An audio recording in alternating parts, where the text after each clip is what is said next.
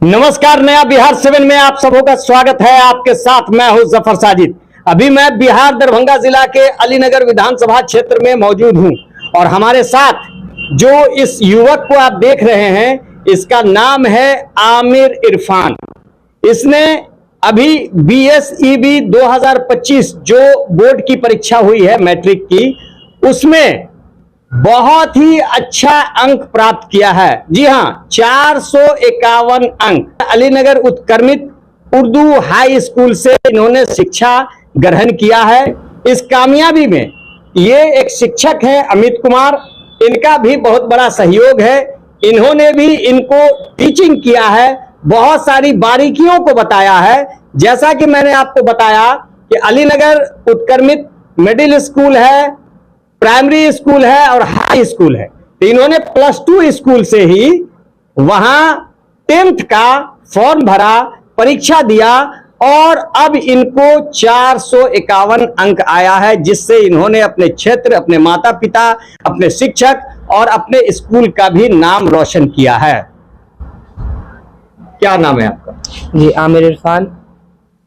तो पिताजी का नाम आपके? जसीम इरफानी। हाँ, तो आप जो अभी इस मैट्रिक की परीक्षा में 451 अंक लाए हैं जी, इसमें आपको कहां कहां पर कौन कौन सी कठिनाइयां आई और किन किन शिक्षकों ने आपको यहां तक पहुंचने में मदद की?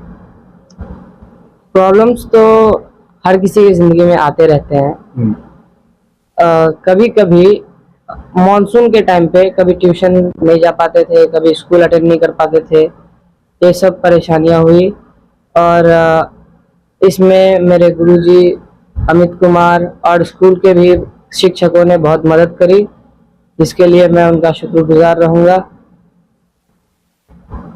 स्कूल जब आप जाते थे, क्लास में कोई ऐसे शिक्षक जिन्होंने आपको बहुत हेल्प किया हो, आपको शिक्षा देने में, इनकरेज करने में, यहाँ तक पहुँचने में? स्कूल का कोई ऐसा शिक्षक डेली स्कूलिंग में? जी, 2-3 शिक्षक थे जो डेली स्कूल में अटेंड भी होते थे और क्लास भी लेते थे, और बहुत सारे स्टूडेंट्स जिनको डाउट रहता था, उनका डाउट भी क्लियर करते थे। तो अमित कुमार का जैसा कि आपने चर्चा किया, ये कोचिंग चलाते हैं अपना। जी, कोचिंग का नाम पता है? जी जी, क्या? Zero cost coaching centre. उस कोचिंग से आप कितने दिन से जुड़े रहे? लगभग 1 साल। क्या पढ़ते थे आप वहाँ? वहाँ सारे सब्जेक्ट्स पढ़ते थे। किस तरह का टीचिंग करते हैं ये? पढ़ाने का स्टाइल तो बहुत अच्छा है इनका। हम लोग जब भी पढ़ते थे, जहाँ भी प्रॉब्लम होता था या जो भी डाउट होता था, उसको अच्छे से क्लियर करवाते थे।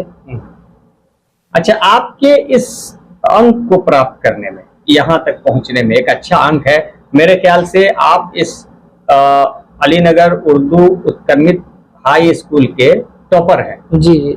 और अगर आकलन किया जाए तो इस प्रखंड क्षेत्र के और भी बहुत सारे स्कूल होंगे जिसमें भी आप टॉपर होंगे, आकलन किया जाए तो। अभी मैंने इसका पूरी तरह से वो नहीं किया है सर्वे।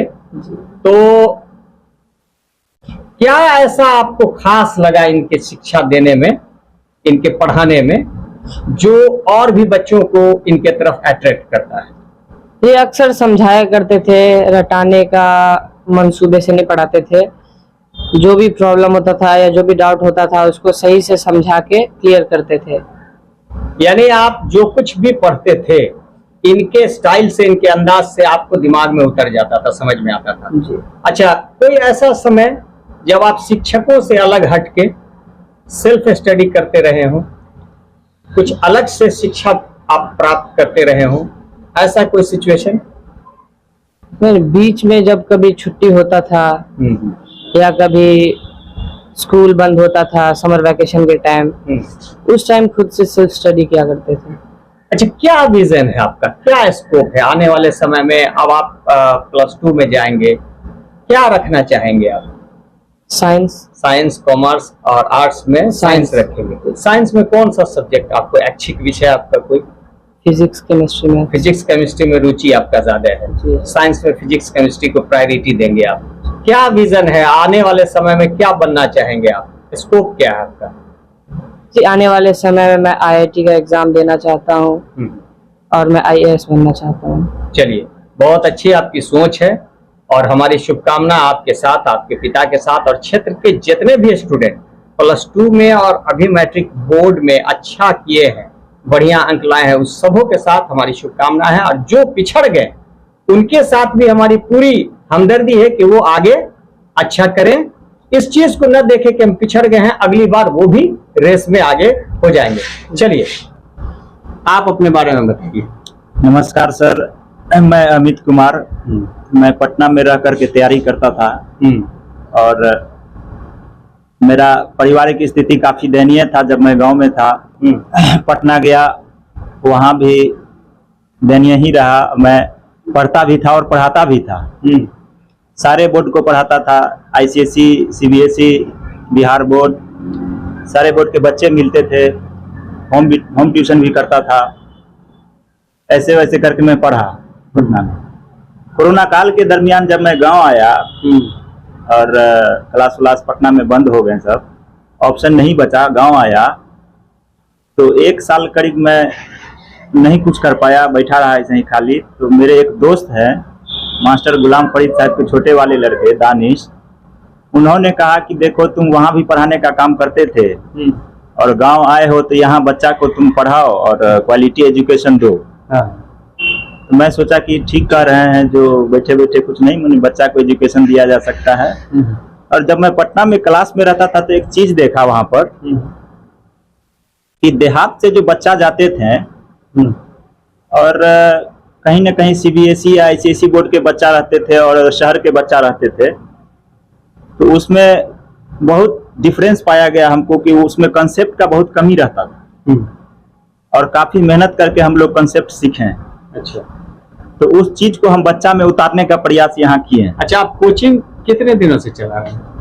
कोचिंग ये शुरुआत 1 साल हुआ है मेरा। कोचिंग कहाँ पे कोचिंग है आपका? कोचिंग मास्टर गुलाम फरीद साहब के इसमें हॉस्टल में है। और जैसा कि इन्होंने नाम बताया, 0 जी कॉस्ट, तो मैं कोचिंग का नाम 0 कॉस्ट इसलिए रखा कि गरीबी को, तात्पर्य उद्देश्य नाम जी, रखने इसका उद्देश्य गरीबी को नजदीकी से देखा है, माने आपके साथ जो हुआ वो किसी और के साथ नहीं ना हो। बच्चा को जो पढ़ने में अच्छा बच्चा है, मेहनत कर रहा है, कुछ करना चाह रहा है, आपको आई जी, जो आर्थिक कठिनाइयां आपको आई वो दूसरे बच्चों को ना आए, दूसरे बच्चों को ना आए। यानी आप समाज सेवा की नियत से इस कोचिंग को खोले हैं कि हमारा रोजगार भी चले और लोगों का कम से कम पैसे लोगों को शिक्षा मिल जाए। जी, उसमें इसमें बैनर में हम लिखवा भी दिए हैं कि आपको जैसे मेधावी स्टूडेंट है, विकलांग है, उस टाइप के बच्चे को ऑफर भी मिला हुआ है, वो फ्री में पढ़ेंगे और क्वालिटी वाले एजुकेशन के साथ पढ़ेंगे वो। अच्छा, और एक उद्देश्य मेरा और है अलीनगर में कोचिंग का कि जैसे पूंजीपति वर्ग के लोग हैं वो बच्चे को बाहर भेज देते हैं, दरभंगा भेज देते हैं, पटना भेज देते हैं, तो उन्हें तो अगर कहीं भेज देते हैं। और जिन बच्चे के पास सोर्स नहीं है, पैसे का, इनकम का सोर्स नहीं है, वो चाह रहे हैं कि हम अच्छा एजुकेशन लें, वो चाहे इंग्लिश हो, मैथ हो, साइंस हो, किसी भी सब्जेक्ट में, तो उस बच्चा के लिए ये एक सुनहरा मौका है कि अलीनगर प्रखंड में अगर बाहर से पढ़ करके और पटना उटना में हर जगह पढ़ करके देख लिए हैं, वहां से आकर के हम पढ़ा रहे हैं। तो मेरा ये दावा है कि गरीब का बच्चा जो मेधावी पढ़ने में अच्छा है उसको बाहर नहीं, वो क्वालिटी एजुकेशन जो लोग बाहर ले रहा है वो यहाँ गरीब के बच्चा को हम क्वालिटी ऑफ एजुकेशन जो बहुत अधिक पैसे वाले बाहर में लेते हैं वही आप 0 कॉस्ट पर यहाँ के लोगों को देंगे। चलिए, तो ये जो आमिर इरफान है, इसको जो अभी 451 अंक आया, इसको पढ़ाने में कहाँ तक, इस अंक को लाने में आपका क्या सहयोग रहा? देखिए, ये बच्चा पढ़ने में अच्छा था और इसका राइटिंग स्किल भी ठीक था। मोबाइल बंद कर लीजिए। हाँ, राइटिंग स्किल भी ठीक था, इंग्लिश भी लैंग्वेज भी ठीक था। इसको हम भाप लिए शुरू में कि ये अच्छा करेगा। हाँ, अच्छा करेगा तो उसके साथ हम मेहनत करते रहे, उसी हिसाब से इसको पढ़ाते रहे। सिलेबस भी टाइम पर समाप्त कर दिए थे सारे चीज का। कौन सा ऐसा सब्जेक्ट था जिसको पढ़ाने में आपको, इस लड़के के स्टडी पीरियड में कठिनाई आई, जिसमें ज्यादा मुश्किलों का सामना करना पड़ा? मुश्किल का सामना हमको सोशल साइंस में इसके साथ थोड़ा सा करना पड़ा। सोशल साइंस को ये पढ़ नहीं पाता था, अब इंटरेस्ट कहिए जो भी कहिए, उस पर नहीं विशेष ध्यान दे पाता था और बाकी सब्जेक्ट इसका ठीक था। आपको कैसा लगा स्टडी में बहुत सारे सब्जेक्ट्स हैं, जी। किसमें अधिक रुचि थी इसकी? रुचि इसकी मैथ में और साइंस में सबसे अधिक रुचि थी। पॉलिश करने के लिए आपको क्या क्या करना पड़ा? जैसे कि होता है कि मैथ जान रहा है लेकिन उसके फॉर्मूले में उसको समझने में पॉलिश करना पड़ता है स्टूडेंट को बनाने के लिए। स्टार्टिंग में जब ये मेरे पास आया तो इसका हम कंसेप्ट क्लियर किए, 8 से बनाना स्टार्ट किए थे मैथ को और साइंस को। उसको 8, 9, 10 को खत्म करवाए, पहले कंसेप्ट क्लियर हुआ, इसका बढ़िया से कंसेप्ट क्लियर हुआ। उसके बाद इसको दिक्कत स्टार्ट मजा आ गया ये उसके बाद। अच्छा, और उन छात्र छात्राओं को जो गांव ग्रामीण क्षेत्र में रह के सही शिक्षा नहीं ले पा रहे हैं, सही शिक्षक उनको नहीं मिल पा रहे हैं, उनको क्या कहना चाहेंगे?